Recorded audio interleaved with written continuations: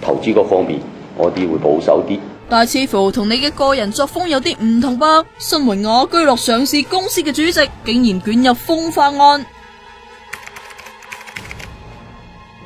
消息話，陳卓琳喺跑馬地屋企請客，安排咗28歲嘅秘書同個男職員幫手。食完飯，啲內地商人走晒，佢仲意猶未盡，請秘書跳舞，又摸腰又掃背，仲夾硬捉住對方隻手摸自己下體啊！秘書第2日向上司投訴，但只係安排佢放假，佢越諗越唔對路，4日後報警兼劈炮唔嬲啊！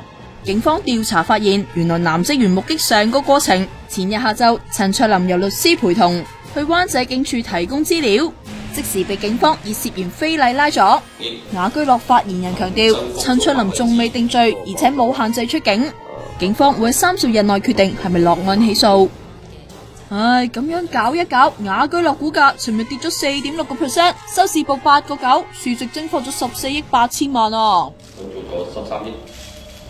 即係本身係中山三鄉人嘅陳卓琳，結咗婚，有2個仔女。